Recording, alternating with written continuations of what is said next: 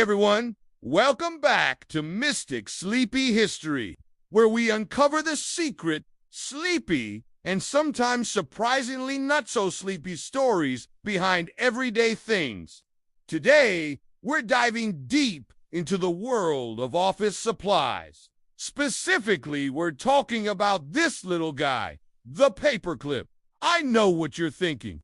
A paperclip? Seriously? What could possibly be interesting about a bent piece of wire? It's the most boring object on your desk. It's the vanilla ice cream of the stationary world. It just sits there, holding papers together, dreaming of one day becoming a SIM card ejector tool. But what if I told you the history of the paperclip is a tangled web of misplaced credit, national pride, wartime resistance, and even a secret post-war intelligence operation? Stick around, because this little piece of metal has a story that will bend your mind. So, let's start with the great paperclip myth. If you were to ask someone who invented the paperclip, they might tell you it was a Norwegian man named Johan Val. In fact, Norway is incredibly proud of this. They've built statues of paperclips. They've put them on postage stamps.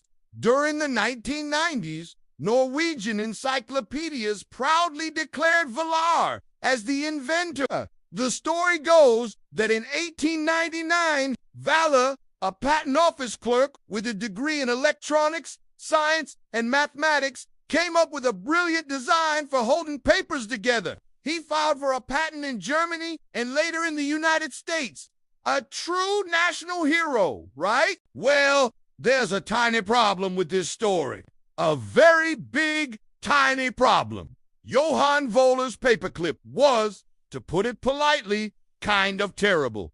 Go ahead, look it up. His design was a rectangular piece of wire with the ends meeting in the middle. It lacked a crucial second loop that makes a modern paperclip work so well. His version would have been clunky. It would have snagged the paper. It was less of a clip and more of a paper-damaging wire trap. Crucially, his patent application didn't even mention that its purpose was to hold papers together. It was just a patent for a bent wire. More importantly, by the time Valar filed his patent, a much better paperclip was already being mass-produced and sold all over Europe. This brings us to the real hero of our story, an unsung, anonymous genius from Great Britain. The paperclip we all know and love, the one with the elegant double oval shape, is known as the Gem paperclip. The Gem Manufacturing Company in Britain started producing these little wonders in the early 1890s, nearly a decade before Valar even thought about his less functional design.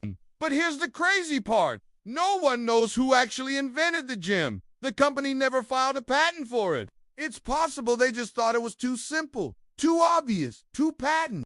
Or maybe the inventor was a humble genius who just wanted to make the world a slightly more organized place and didn't even care for the fame. The first definitive proof of the Gem's existence comes from an 1899 advertisement for the Gem paperclip. Yes, the same year Valar filed his patent for an inferior product, the Gem was already a commercial success. So how did the world get it so wrong? How did Norway end up celebrating the wrong guy and the wrong paperclip? It seems to be a case of a historical error that snowballed. A Norwegian patent office engineer, while looking through German patents 50 years later, stumbled upon Valar's patent. Mistakenly believing it was for the common Gem-style clip, he wrote an article proclaiming a Norwegian as the inventor. The story took hold, fueled by national pride, and the myth was born. The giant 7-meter-tall paperclip statue erected near Oslo in 1989. It's a statue of the superior Gem clip, not Volar's design, dedicated to Valar. The irony is just delicious, but the story gets even stranger. The paperclip's connection to Norway isn't just about a mistaken inventor. It became a powerful symbol during World War II. After Nazi Germany invaded Norway in 1940, the Norwegian people were looking for quiet ways to show their unity and resistance. They were forbidden from wearing pins or badges with national symbols. So, they started wearing paperclips on their lapels. It was a subtle, clever act of defiance. The paperclip symbolized binding together unity and loyalty to their king and government in exile. It was a silent protest that said, We are bound together against the occupiers. Thousands of Norwegians wore them. It was a beautiful, symbolic gesture. But here's the historical twist that ties everything together. The paper clips they were wearing were almost certainly the gem-style clips, the British invention. So, in a moment of pure historical poetry, Norwegians were using a British invention to protest German occupation, all while mistakenly believing the paperclip was a Norwegian invention. You couldn't make this stuff up! The German soldiers eventually caught on and banned the wearing of paperclips, which only made the symbol more potent. So we have a mistaken inventor, a superior anonymous design, and a symbol of national resistance using the wrong product. You'd think the story ends there, right? But the word paperclip has another, much darker historical meaning. After World War II, the United States was in a race against the Soviet Union. Not just a space race, but a race for scientific and military dominance. The American government knew that Nazi Germany had some of the most advanced scientists and engineers in the world, particularly in rocketry and weapons development. So, they launched a top-secret program called Operation Paperclip. The goal was to recruit these German scientists, whitewash their pasts, and bring them to America to work on U.S. government projects. The name Operation Paperclip came from the simple act of attaching a paperclip to the files of the scientists they wanted to recruit. It was a discreet mark to separate the desirable scientists from the others, who were destined for prosecution for war crimes. Over 1,600 German scientists and their families were brought to the United States under this program. The most famous of them was Wernher von Braun, a key figure in the Nazi V-2 rocket program that terrorized London. In America, von Braun became a national hero.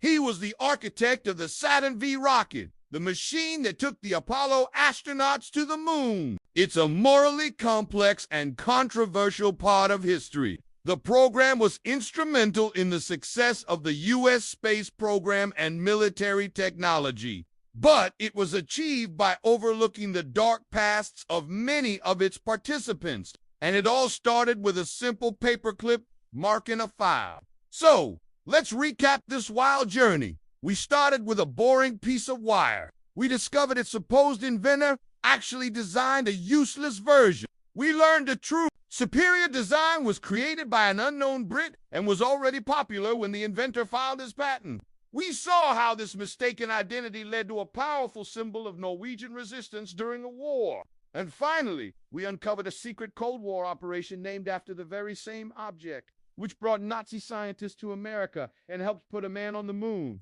The next time you pick up a paperclip to organize your TPS reports,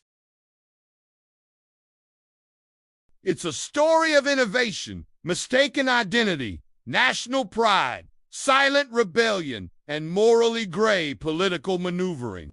It's a testament to the fact that even the most mundane objects can have the most extraordinary, unbelievable, and dare I say, mystic histories. It just goes to show you, you should never judge a book by its cover, or in this case, a stack of papers by its clip. Thanks for joining me on another journey into the weird corners of history here at Mystic Sleepy History. If you enjoyed this, don't forget to hit that like button, subscribe, and ring the bell so you don't miss our next deep dive. See you next time.